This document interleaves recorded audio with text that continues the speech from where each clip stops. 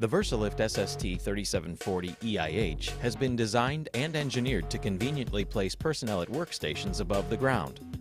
Full control at the platform and complete freedom of boom movements make the Versalift a truly flexible and functional work platform. But if misused or not operated safely, it's a tool that can cause injury or even death. In addition to the information in this video, good judgment, safe control, and caution in each situation should be used. Since the operator is in direct control of the aerial platform, good safety practices are the responsibility of the operator. The operator needs to make decisions on the use and operation of the aerial platform while remembering that his or her own safety, as well as the safety of others, is dependent on those decisions. This video provides practical and essential information for efficient operation of the Versalift aerial device and is to be used in conjunction with the Versalift SST 3740 EIH operator and service manuals. It's not intended to replace your company rules and regulations or those of the federal government, but should be used in conjunction with them. Only qualified operators who are trained and experienced should operate the Versalift. Operator training should include instruction on employers' safety rules, all related governmental regulations, and a thorough understanding of the operator's manual. The operator's manual is an integral part of the aerial device and must be properly stored on the vehicle when not in use. Essentially, the main risks associated with operating an aerial lift are electrocution due to improper clearances around electrical lines and injuries caused by falling due to either equipment failure or performing unsafe or unstable maneuvers. Proper clearances from electrical lines should be maintained in accordance with federal, state, and your company's regulations. Equipment failures may be prevented by following the inspection and maintenance schedules which are covered in this video and listed in detail in the manuals provided. Every day your equipment must be given a thorough inspection to detect any problems before they become serious in accordance with ANSI and OSHA standards. During this inspection, the operator should look for anything out of the ordinary that might indicate a problem.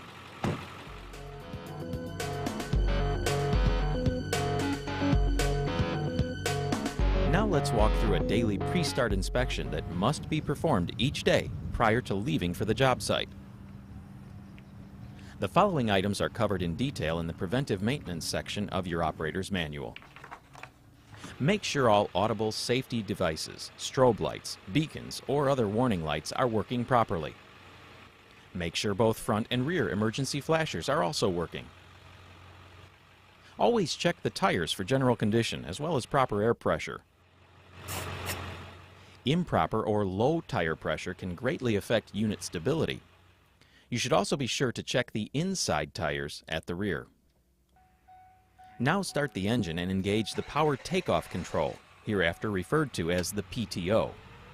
You should check the operation of the PTO and pump, as well as the lift. Also, look under your truck for signs of oil leaks. Should your truck be equipped with a torsion bar, inspect it for any signs of damage or loose or missing hardware. Check all critical fasteners. A drawing provided in the preventive maintenance section of the manual will help you identify the critical fasteners. It is also important to note that all critical fasteners are torque seal marked to provide a quick means of detecting any loosening. Pay particular attention to the bolts holding the pin retainer tabs, pin retainer washers, pedestal mounting bolts, and the upper and lower turret rotation bearing bolts. The lift should not be used if any torque seal mark is broken. The bolt must be replaced with a new bolt of equal grade and torque to proper specifications by qualified personnel.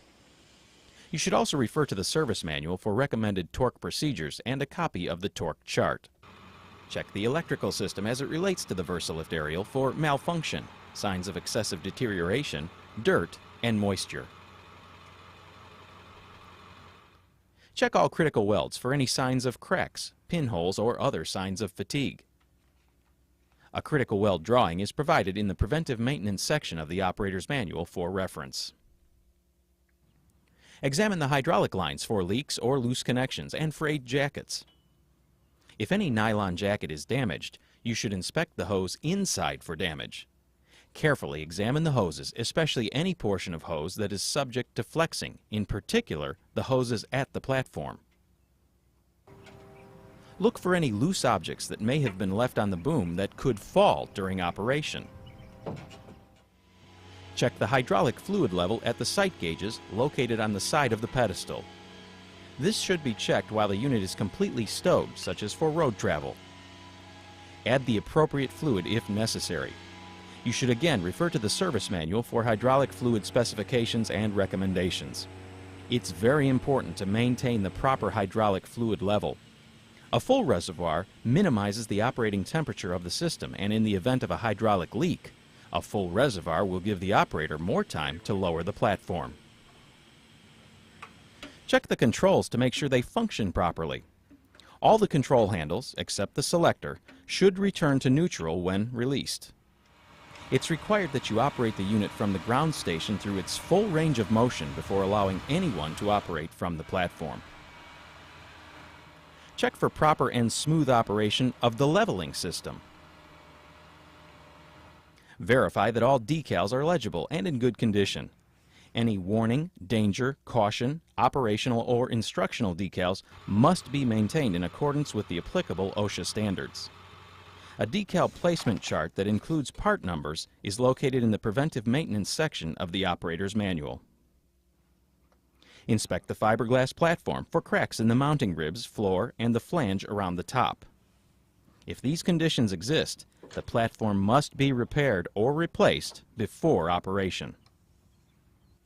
Any suspect items found in the course of the inspection should be carefully examined or tested, and a determination made by a qualified person as to whether or not they constitute a safety hazard.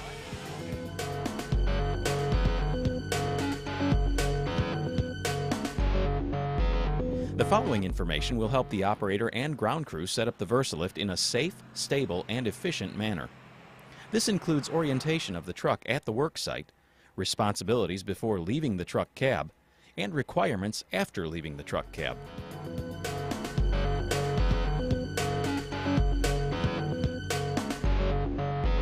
Before the Versalift is used, the work site should be surveyed for hazards such as untamped earth fills, ditches, drop-offs, manholes, or storm drains.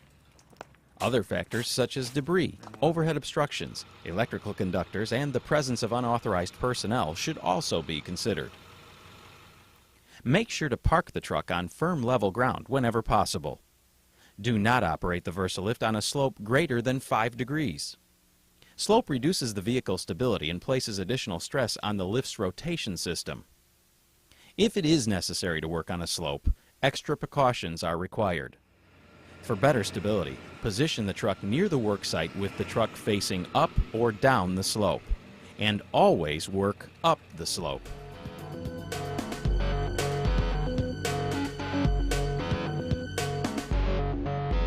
The following steps should be taken in preparing to operate the aerial lift. It's assumed that the truck engine is still running. However, if an auxiliary power source is used, it's not necessary for the truck engine to remain running. First, firmly set the parking brake and the brake lock if it's so equipped. Shift the truck transmission to neutral on manual transmissions or park for automatic transmissions. Turn on the warning lights to alert pedestrians and motorists. Engage the PTO if so equipped. We recommend that you refer to the PTO manufacturer's manuals for proper operation of the PTO. And finally, activate the master control with the toggle switch located on the dashboard of the truck. A red light next to the toggle switch indicates when the Versalift power system is energized. The truck ignition must be in the run position unless equipped with an auxiliary power source.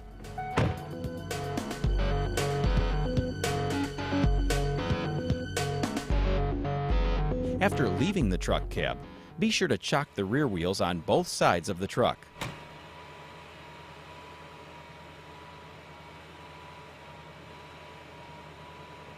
Always set up adequate cones or barricades to mark the boundaries of the work site and alert pedestrians and motorists.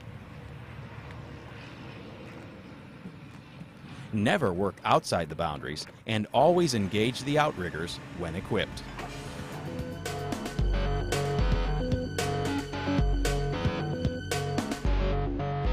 The Versalift ground controls may include one or more of the following controls: outrigger and tool power. Ground controls are usually mounted on a panel in the rear bumper of the truck or below the deck. The outriggers, if so equipped, must always be extended to provide stability for the aerial lift. The outrigger controls consist of a selector valve and control valves. The selector valve selects whether you're operating the outriggers, the selector knob is pulled out, or the aerial lift, the selector knob is pushed in.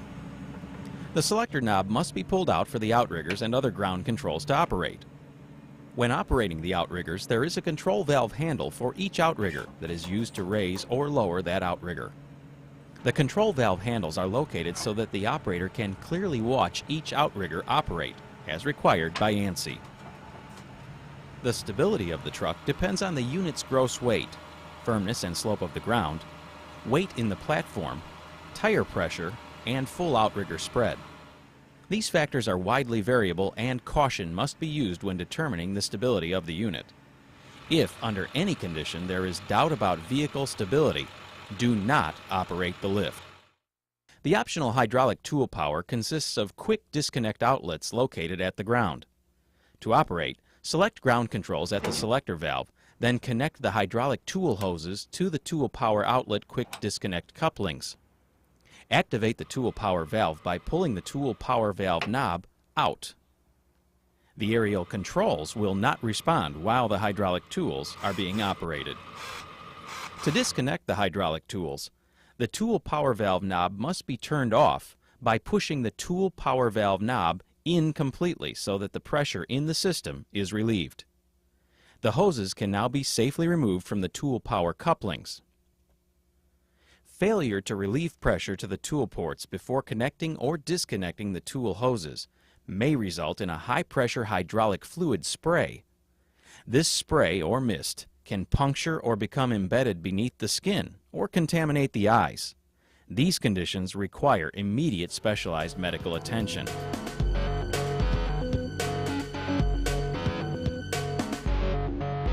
Now we'll cover the operating procedures and concerns for aerial lift operation.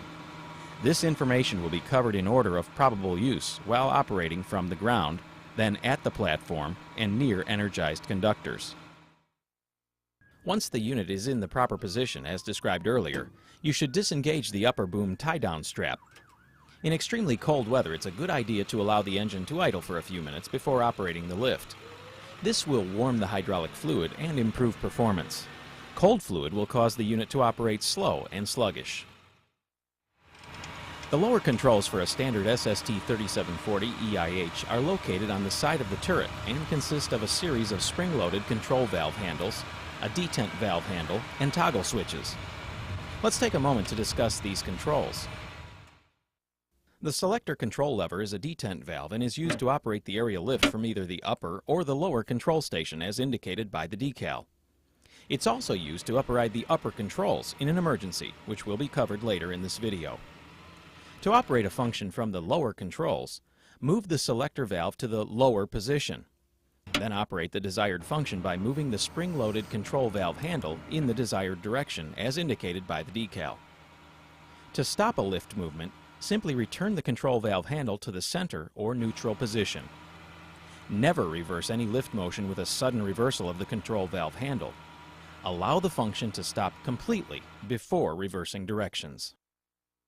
The engine start-stop control is operated by a two-position momentary toggle switch labeled Engine. To start the engine from the lower controls, simply actuate and hold the toggle until the engine starts, then release the switch. To stop the engine, again, actuate the engine toggle and release. The engine will quit running.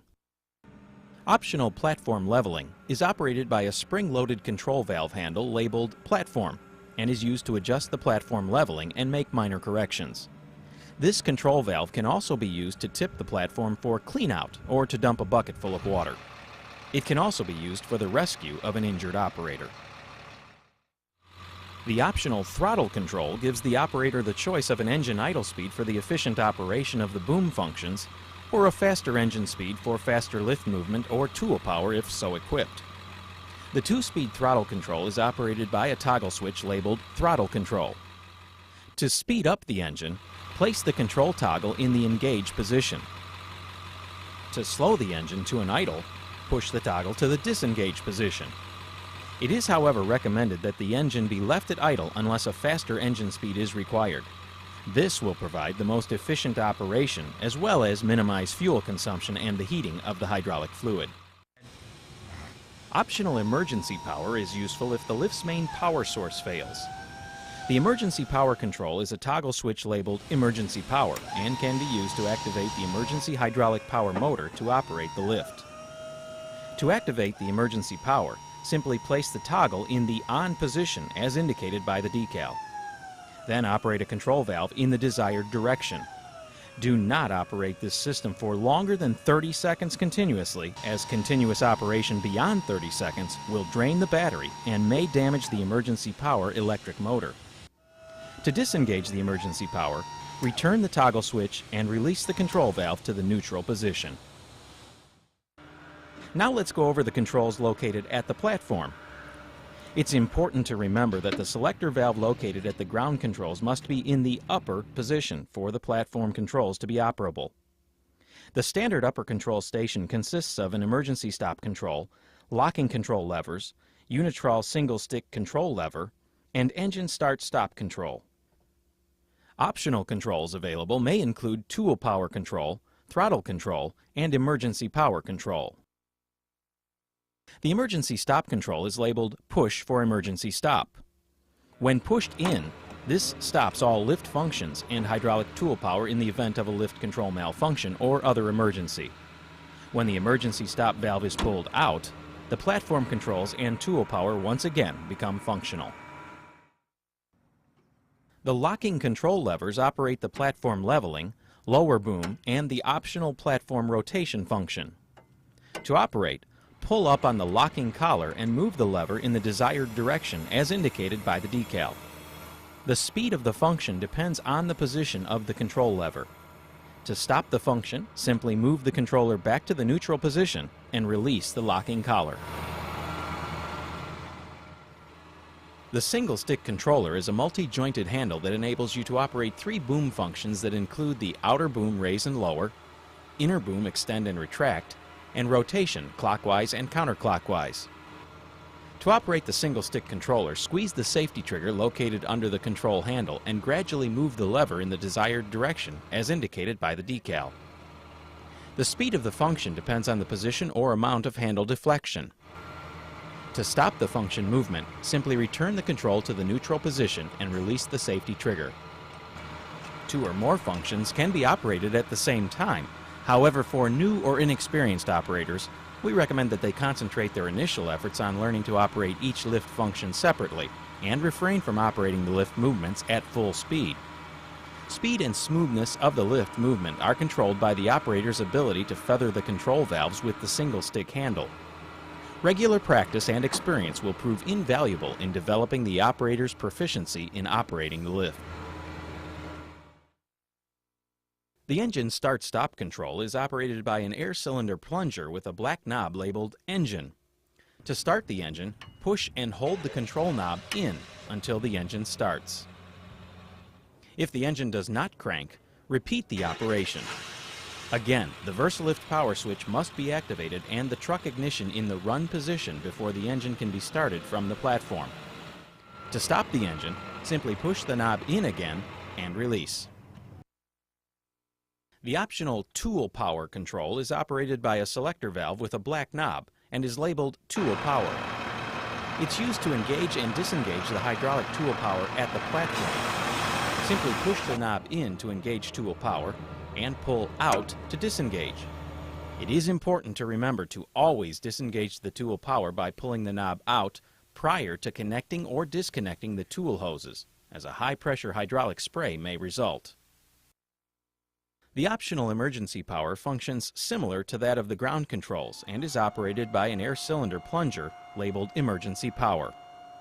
To activate, simply push and hold the emergency power control knob down while operating the desired lift function. Simply release the control knob to stop the emergency power motor. Again, it's important to remember that the system must not be operated continuously for longer than 30 seconds. Optional throttle control is used to increase the engine speed to provide more oil flow to the hydraulic tools. An air cylinder plunger knob labeled throttle operates the throttle control. Pushing the knob in and releasing increases the engine speed. Pushing in again returns the engine to an idle speed.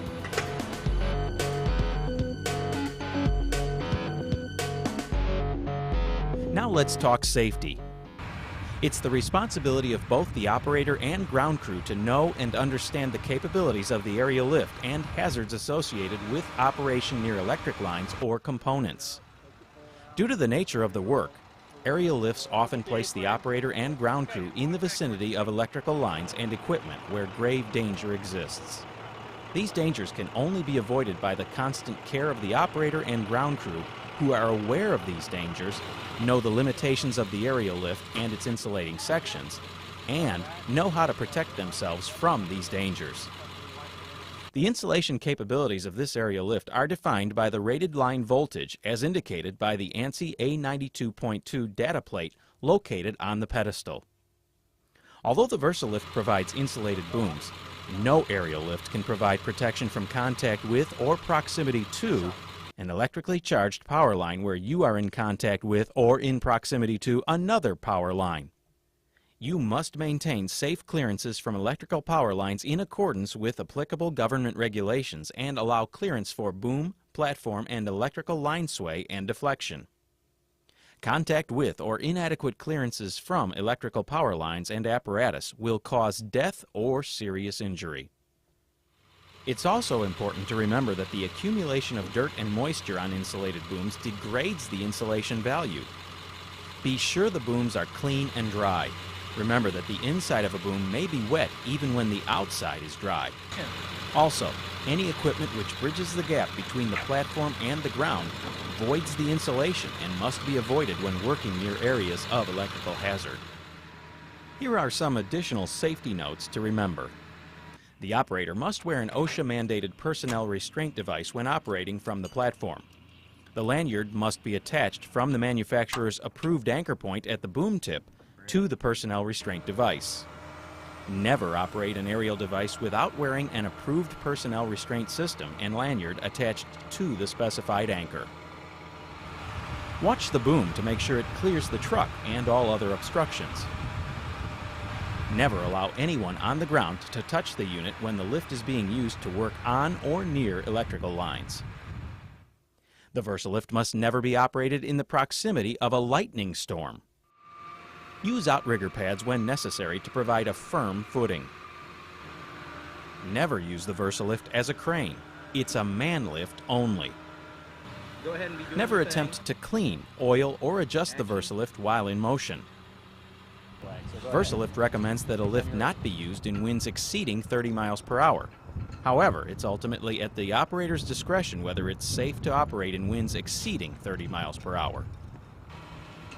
Always stow and strap the boom down securely and completely before moving the truck. Never drive the truck with the PTO engaged. Whenever tools or equipment are included with the operator, the combined weight must not exceed the rated platform capacity. Please refer to the ANSI A92.2 data plate for lift capacity. Avoid dropping tools from the platform. Use a hand line to raise or lower tools to the platform. Stand only on the platform floor.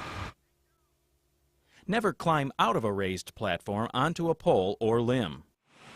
Report any unusual occurrence during the operation of the aerial lift that may require repair or adjustment. Keep the workspace in the truck bed clean and neat. Only qualified mechanics are authorized to service the Versalift. Hydraulic fluid is flammable. Avoid any contact between the hydraulic fluid and any source of high heat or open flame. And contact with hot hydraulic fluid or fluid under pressure can cause burns or severe injury, which require immediate specialized medical attention.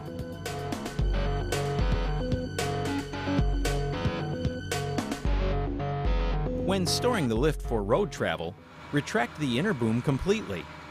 Always watch for personnel and obstructions when storing the aerial lift. Otherwise, a crushing injury to personnel or damage to the equipment can occur. Rotate the outer inner boom until it's centered over the boom rest.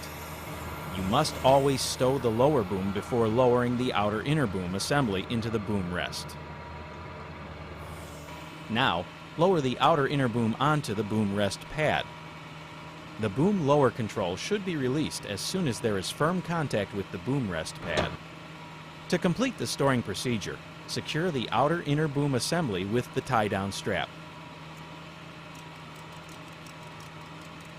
Retract the outriggers and remove the wheel chocks. Turn off the electrical control system and disengage the PTO. Never drive the truck without the aerial lift properly stowed and tied down.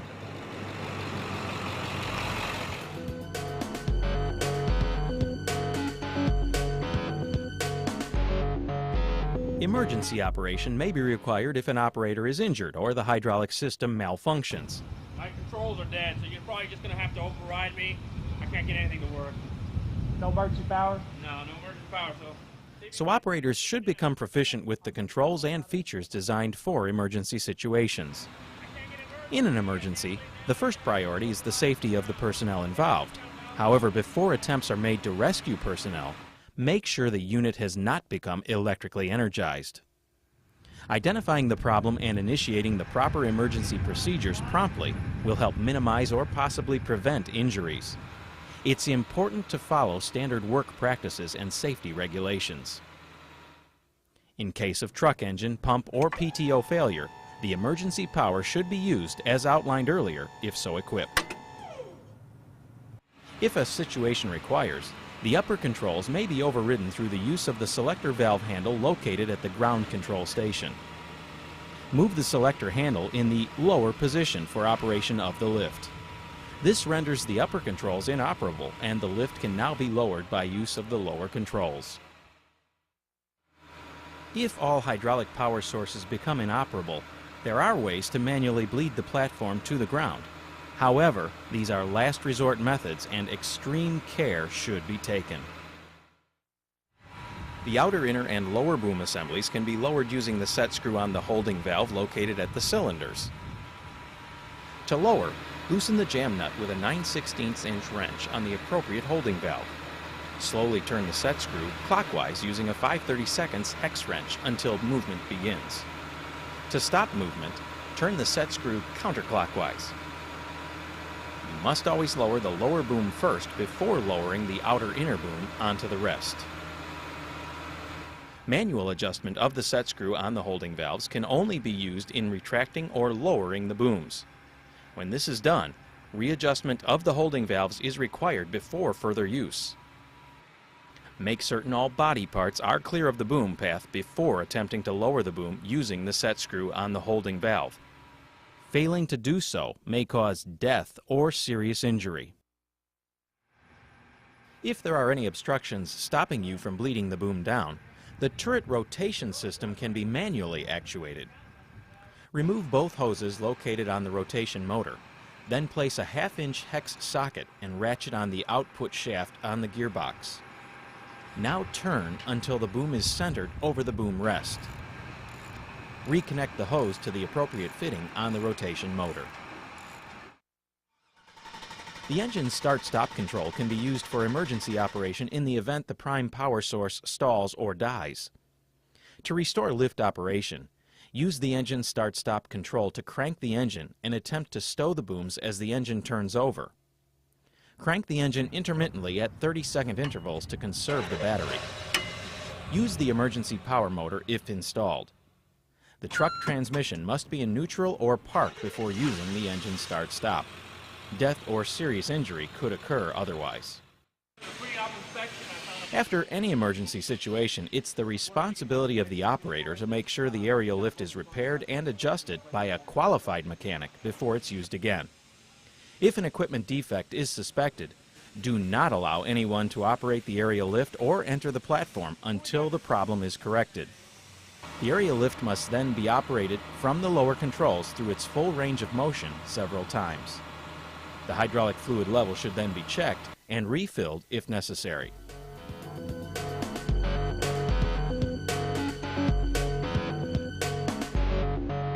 The maintenance and inspection of certain items are the responsibility of a competent operator. Being alert for evidence of a problem is essential in maintaining safe and satisfactory service.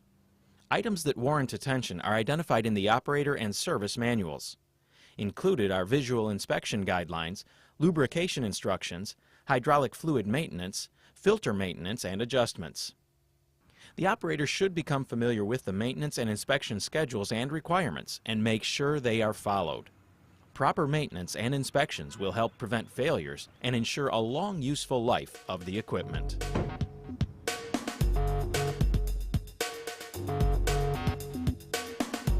Remember, no video or manual can cover every situation that may occur or prevent every accident.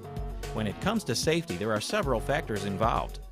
It's the manufacturer's job to design and build the Versalift aerial work platform to the highest possible safety standards. It's the owner-employer's job to ensure the Versalift is properly serviced and maintained, with operators properly trained. And it's the operator's job to use the Versalift responsibly, as required by the applicable ANSI and OSHA standards. If any one of these three safety components is not properly performed, an accident, injury, or worse can occur. It's therefore essential that all three groups, the manufacturer, the owner-employer, and the operators, all contribute their part to the safety of the Versalift. If you have any questions concerning the Versalift SST 3740 EIH, please contact your local distributor or even the manufacturer. And thanks for watching.